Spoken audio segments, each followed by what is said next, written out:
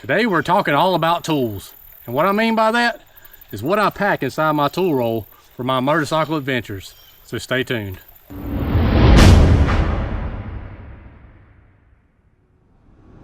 No, I didn't pull no trickery on you or no wizardry or nothing like that.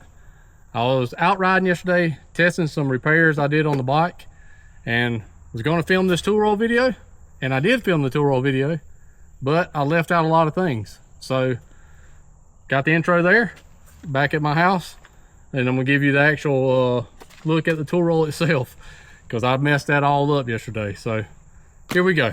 All right, like I said, this is a Lone Rider tool roll.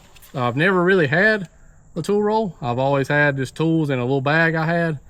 Just some makeshift bag I picked up at like Home Depot or Lowe's or something like that. But this tool roll is really coming handy. But I don't carry a lot of tools, and one thing I will tell you, when you're making up your tool roll, don't carry an excessive amount of things, but carry stuff that's specific to your bike. Now the only things I don't have in this tool roll, I got a pump under my seat, which is a rechargeable pump to pump up the tires. I got some Motion Pro bead breaking tire irons mounted to my back rack, and that's the only two things I don't carry in here. I got some I think a few zip ties and stuff under the seat. I don't use that stuff a whole lot, as you can see with the rackless bag system. You got to remove all that stuff, take the seat off, so that's just stuff I don't use a whole lot. So let's open up the tool roll. You'll see, and your tool roll may be different, but this is just a look at the Lone Rider one inside. Opens up like that. You got a little flap over here. I just got a pair of channel lock pliers right there. You can carry vice grips, needle nose, or you might want to carry all three. I actually do want to put some needle nose in here and probably get rid of these channel locks in favor of some vice grips, because some channel locks are not that great, but I don't know what you really need pliers for that much. Maybe pull something out of your tire or something like that, because I mean, you got wrenches and stuff to fix stuff the correct way. Right here in the pocket too, I got my axle wrench, and this fits my front and rear axle. I have one for my V-strom, and it's a different size. It's a 32 millimeter for the KTM 990, but I will drop a link in the description on Amazon for these, because these are pretty cool. I think I might actually cut that one off a little bit, but it's still big enough. If your bolt's too tight, I can kick it with my boot and break the bolt loose. So that's what I keep over here in this little flat pocket over here. And that's got magnetic pieces in that too, so you can put nuts and bolts there and hopefully not lose them. My first zipper pocket, this is where I carry my wrenches. Now these are all pretty specific to my bike, but any any bike pretty much is going to use about the same size wrenches. I got an 8, 10, 11, 12, 13, and this is a 14 and 17 combo that I pulled out of one of my old bikes I had. But that's basically all I carry. Now this will fit the majority of the nuts and bolts I can reach on the bike, and where a socket can't get to, or vice versa, whatever you need, you always need wrenches. Adjusting the chain is the major reason I carry these. I think mine's like a 10 and a 13, I think, on this bike. But that's mainly why I carry them, because this is a pretty old bike, but if you're riding a modern bike, there's not going to be but so much stuff you can do on the side of the road to actually fix your bike. So minimal amount of tools is all you really need. So that's just my wrenches, and them's going to be specific to your bike, but this will fit like Timmy's T7. Some of this stuff fit his bike as well, even though he carries his own toolkit. In this pocket right here, in this little bag, it's got a socket set. I got a little ratchet, a longer extension with an 8 millimeter on it, a shorter extension with a 6 millimeter, because KTM does got some 6 millimeter bolts for whatever reason, and I got a 10 millimeter. I really don't need like a 12, 13, 14 millimeter socket in these, because like I said, majority of the stuff I'm gonna be doing with this is just tightening up nuts and bolts that happen to come loose. Because there's any major thing happens to a bike, again, you're not gonna be able to fix it on the side of the road, especially the most modern stuff, unless you're some kind of master mechanic, which I am not. And in this pocket over here, I got Allen wrenches, because I do got some stuff, my hand guards. Now this bike has Star or Torx bits plus Allen wrenches. Don't have that many Allen wrench parts on here, but all the stuff that is Torx bit is also like an 8 or a 10 millimeter bolt head. So I just do it mostly with wrenches and sockets instead of Torx bits. That's my Allen wrenches. I got a short little Phillips head screw tip That's for putting brake fluid in or anything like that you might need, because it fits it really good. And on the rear master cylinder, which that's what I've been working on, this goes in there because you only got limited space. Screwdriver, just a flathead and a Phillips head. Again, got that out of one of my old bikes, so I don't know if you can find it anymore.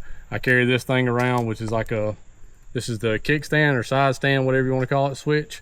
I got a dongle on there to delete that, but I carry it just in case that dongle goes out. I can still hit the road, because if you own a KTM, one of us found out this hard way. If you own a KTM, you can't jump the wires over. If your side stand switch goes out, you're dead in the woods. And then on this last little pike right here, right now I just got some zip ties in there, but I am going to put a little bit of duct tape and electrical tape in there, because you always can makeshift stuff on the side of the road with duct tape and electrical tape, maybe some bubble gum. One other thing I need to add, I just now said bubble gum, I need to add some JB Weld. The stick JB Weld, I really don't, the liquid kind works well when you're at home, but on the side of the road or something like that, or a quick fix, the stick kind that you cut off and just need in your hand like putty, that stuff works wonders. I fixed my V-Strom one time, the 650 actually, when we was down towards Charleston with some of that stuff to be able to get home. Can't remember exactly what the repair was, because that's been 4 years ago, but stuff like that comes in handy. So main thing you need, just to go over this, because I did have some comments on this, a lot of y'all probably know, but I know a lot of people are getting into motorcycles and adventure riding for the first time, and you do need to have some tools, but some people just go way overboard. But if you got a tubed bike, I'd say you need tire irons, and the Motion Pro bead braking tire irons are probably the best ones to get, because you actually can break the bead wheel and they actually do work. I changed my tires with those tire irons, 2 of them, and I run Motos tires, so it's pretty stiff. But you need tire irons, you need to carry a spare tube, which I got in my side bag. You need to carry a pump. You can have one that plugs into like a cigarette lighter type outlet, to a battery tender outlet, or a battery power one. I like the battery power ones, I think they do pretty good. I'll drop some links in the description for those as well. You need wrenches that fit your typical bike. Most of them is going to be 8, 10s, 12s, 13s, 14s, stuff like that, 11s maybe. Need some sockets so you can get in the hard reach areas, because you might have to tighten up something like your shift lever. Who knows, you might want to adjust your handlebars, whatever. You need Allen wrenches, not so crazy of a set, but Allen wrenches that fit your bike. Something that fits your axle nut is most important too, because if you got a flat tire and you got tire irons but you ain't got no way to get your wheel off, then you're shit out of luck on that one.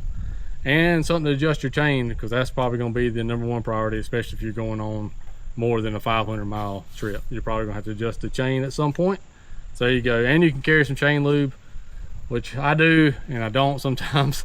I'm bad about it, but I've had a lot of that stuff break and leak everywhere, and that's a nightmare. Something else I do carry in this little side bag right here, I do got crash bar bags. I carry some baby powder. It's not opened. That's for emergencies. If you have to change the tube, you can powder up that tube and keep from getting some pinch flats while you're putting it back together, or pinch flats when you're on the trail. So, but that's pretty much it. That's everything in a nutshell. If you have any comments, or you want to know, or you got something that you put in your toolkit that I may need, drop that comment down below, and ask any question you have, or drop a comment, like I said, to tell me what I might need and or am I carrying too much. Any comments welcomed. And as always, appreciate y'all watching. If you hadn't already, hammer the shit out of that subscribe button and that notification bell so you'll be alerted when new content comes out. Follow along with us. And if you see this video earlier than my pannier review of the Lone Rider ADV 70 bags, I said I was going to do a tool roll video. I may put this out before, who knows. If you're new to the channel, thank you for being here. If you're a continued supporter, thank you for being here. And again, see y'all in the next one. Appreciate y'all watching.